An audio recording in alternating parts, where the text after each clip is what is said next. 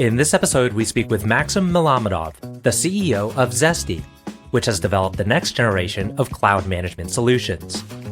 Maxim came to Zesty from a prior career in homeland security and is a veteran of the Israeli Air Force.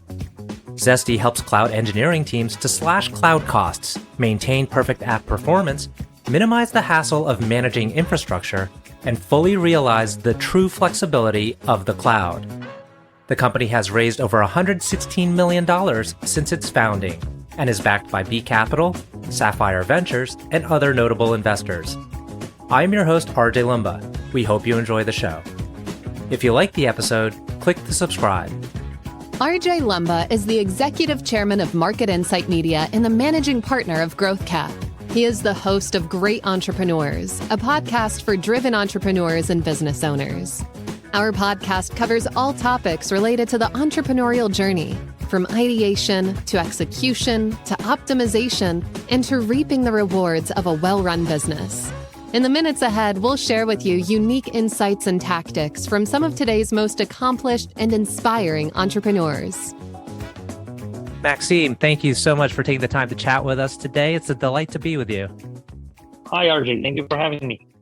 So where I'd like to start off is looking at your company and the number of customers you have that you've quickly ramped up on. It seems like the common feedback is the tremendous amount of savings they get from using Zesty's solution. Can you tell us about how they're able to get that immediate savings on their tech costs? So they can just stop guesstimating. And when you're operating in the cloud, while the biggest consumption of your cloud infrastructure is your production, that is by design dictated by your customers, engineers are actually struggling to predict what the business will require at any given time. And they're focusing on guesstimation.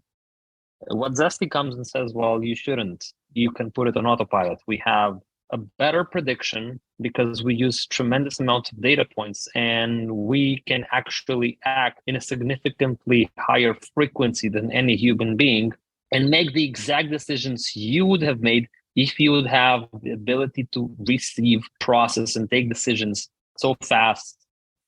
So we mimic your work, but on steroids. And when you go and actually tell him what we are doing, like, yes, I get it. This is what I do all the time, but we cannot get today to that frequency of making decisions. So for those of us who are not like deeply technical, does this have to do with load balancing, or is it like there's moments where there's peaks of activity and you're able to somehow level that or control the costs on those? On the contrary, if you would level your peaks, it means that you are actually sacrificing your user experience. And this is the last thing any company wants to do. We are not at any given point want to risk the user experience or our customers.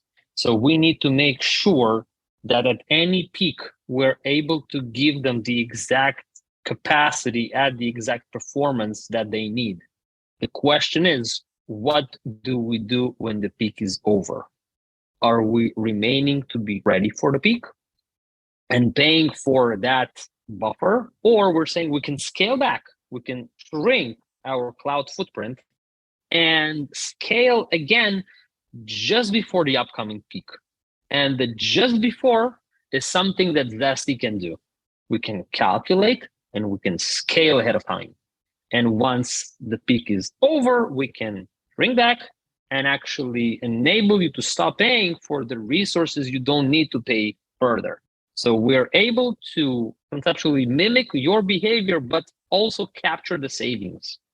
That's tremendous. So given these days, these times, almost every business is using the cloud, and they probably have this volatility in their usage. Which sectors or which types of businesses do you find are most apt to adopt your solution?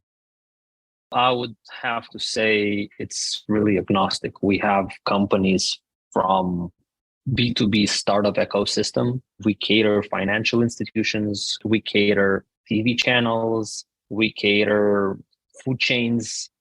It is less relevant towards the sector or the segment. It becomes relevant when the company has a large enough cloud footprint, and they understand that they need to drive business efficiency. It's pretty impressive how you've grown since founding the company in 2019. You did a few capital raises. Obviously, you're bringing on customers in an accelerated fashion. Taking us back to the earlier days of the business, when did you know you had product market fit and you knew it was something that would sustain and continue to build? I would say it was around 2018 before we even started the company. What we did is we actually looked at the psychology and philosophy and said what humans are always going to prioritize. And the answer was we all care about our time, right? So if we can build a system that can save time to people, they would embrace it because you're not going back and calling cabs. You have Uber, you have Lyft, right? This is not something you will be happy to pass. You save a lot of time. The second element that wasn't quite relevant up to 2022 or less relevant was money. We predicted that the markets will change because paying 0% interest in the last 14 years, it's not something that we believed will remain forever. We believe that at one point there will be an inflection point where interest rates will increase. So if we can combine saving of time and money, this is a strong play where we'll create a company that will win, will be sticky, will be valued at any given point throughout the journey on the markets. And once we realize that, well, we can save both time and money on cloud infrastructure because it's not that efficient, and we can craft that feature set. And if we craft that capability of prediction and automation, we're able to do both. We're able to save time because we're able to predict and automate. And by having those actions, we're also able to save money. Those were the double checks that we needed to say, well, it's time to go. And since then, we're running. Now, the product market fit is one thing, and then there's actually scaling and operating the business and building an organization. Your background, I think early on was in the Israeli Air Force. Did that have some bearing on your ability to organize a team? What do you attribute your ability to scale an organization to? The fundamentals of human interaction, I would say you have trust, you need to have respect, you need to have a common goal, and you need to have an honest, I would say even blunt feedback to your partners, where if you have trust, if you have respect, and you have a common goal, the feedback will always be assumed of best intentions, right? And if you have all those three elements between partners, it can work.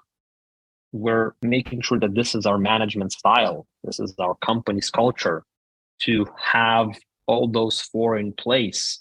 And the last piece that you have there is ego. If you have ego, none of the above will work. So it's coming to a room and saying, I can only be the smartest person for a very short time in this room because I expect other people to know better. And enabling and hearing what people think and embracing their ideas and saying that's awesome and learning, that creates the collective genius that enables scale. Mm-hmm. Would you say that that leadership was developed over time throughout your career, or is it something you've read a lot about leadership and you try to put into practice the things you really internalize? Like, how did you develop your style? So I, first of all, am coming from a family of entrepreneurs, of owners that worked with partners, and I saw how critical the partnership between business partners becomes. And when I served 6.5 years in the Army, I understood that it doesn't have to be only business. Those fundamentals apply to other types of relationships as well. And it's actually, again, operating on human basics. And once you have that thesis and you try it out in different places and you actually get validation that, well, there is a big chance it works, you give it a try in another aspect. You add the business element in it. I'd like to touch on something in that you're an Israeli company. For those in our audience, everyone is very well familiar with the number of great tech companies coming out of Israel and almost disproportionate to the population. What do you think it is about Israel that engenders this environment of entrepreneurship, of deep technology, et cetera? I would say the survival instinct. It's kind of ingrained into the Israeli mindset. If you look at Israel, it's a country that exists 75 years. It was built by Holocaust survivors. And since inception, we are, I would say, constantly in a war mode. The vast majority of Israelis served in the army and participated either in an operation or in a war, or were responsible for protecting human lives by making sure that the technology that we have developed, such as an Iron Dome, is constantly operational. So thinking without any box, making sure that you need to do the fundamental aspect of survival puts on one hand a lot of stress, but on the other hand, it drives creativity. So you have startups that are coming out and making sure that we can scan underneath the surface. We have companies who are doing amazing things on cybersecurity, and it's constantly evolving around deep tech that was built for military that enabled our survival. If you have to look at the tech in general, a lot of the things that are common to us today, the internet, the GPS, was actually invented during the Cold War. So it was military tech that adjusted to the public market. This is something Israel is investing a lot in. Let's switch gears into, you did, I think, 3 rounds of funding, each getting significantly larger than the one previous. And you've got great, reputable investors. Tell us about why you selected them and how they've helped you along the way. So we selected them basically based on personality. I believe that bringing someone to your cap table with substantial holdings is a person that you should have the same fundamental relationships with as the one you have with other peers that you're cooperating. So it's always worth personality. It will always worth people that you enjoy chatting with. You can talk about different aspects and you'll get great answers, and they would give you different perspectives, but it's always, how can I help? How can I assist? And let's think about this. Let's think about that. So it's always the people. The hand that gives you the check is more important than the amount that says on the check. So that's my playbook. And how they were assistants, well, I would have to say everything we needed, but if I'll have to give you some highlights, attracting talents, helping us generate pipeline, connecting us with companies or leaders that there was no way we can achieve this so fast by ourselves, and amazing partners to brainstorming. Excellent. Curious, at this stage, what do you find most challenging? It seems like with the rate you're growing, the problems you face probably change from day to day or from week to week. What do you find most challenging? The most challenging aspect, I would believe, in any company is to maintain talent density. The required talents and skill set are changing as the company scales. And to make sure that you always have the needed talent density for the mission that you are about to start, that's the key element, to make sure you have all the right tools in your toolbox, that the people that brought you here are the right people to take you there. If they're not, what needs to be changed in order for us to take them with us? Or maybe they require additional coaching, so you bring someone else that is more experienced. How to make sure that the person that is potentially more experienced actually is the right person to grow the team to the next level. This is actually a very tricky part. This is where culture comes into play. Mm-hmm. Do you find that the talent that you bring on, is it all over the world? Are you primarily recruiting from Israel? And how do you go about retaining the talent as well? So in regards to bringing talent, we have 3 offices. We have an office in Israel, we have an office in Ukraine, and we have an office in the Bay Area. So we believe that your origin is less relevant. What matters is the personality and what you bring to the table. In regards to retaining talent, we're strong believers in internal growth. So if we identify talent, we want to make sure that that talent can grow and scale with the company. Making sure that first, where do you see yourself in 3 years? How can we help you get there? Rather than the company needs you to be there, so let's go. No, it would not work. It's not scalable. It's not sustainable. Rather than where do you feel best? Do I believe you can achieve that? And if not, I'll have to share my feedback. Well, I'm not sure that's the right direction. Let me show you what I think. If you still believe that's the right direction, let's give it a try. I'm with you. Because at the end of the day, what makes and breaks companies are talents, our culture, and your best partners will help you solve the most complex problems. That's the collective genius element. And it sounds like you're mostly in person at your offices. Is that correct? Or do you have also a fair amount that are remote or hybrid? By definition, we're a hybrid company. I would say we're currently between 40 to 60% at office. It's relevant to the site. Let's say in Ukraine, it's 100% remote. In the Bay Area, I would say I think it's around 40%, and in Israel, it's around 60%. But the value of the office is if you strongly feel that you can perform 100% great remotely, go. I'm not sure it's a great aspect for you not to be part of the team, because a lot of the things you can create in a face-to-face meeting, Zoom would not pass. It would not pass the synergy. It would not pass the energy. It would not enable a brainstorming session that's happening over coffee.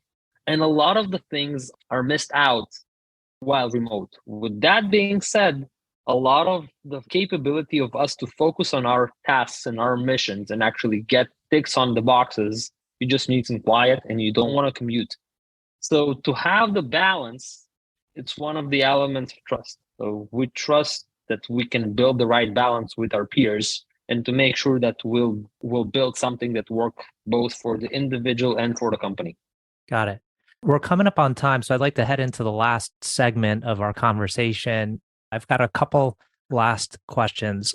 One is, can you tell us about a book or a movie, or it could even just be something that had a great impact on you in the way you think about the world, your business, life, etc.? I would have to take my grandpa, for example. He inspired to be a nuclear scientist. Growing up in the Soviet Union, he couldn't because of his origin.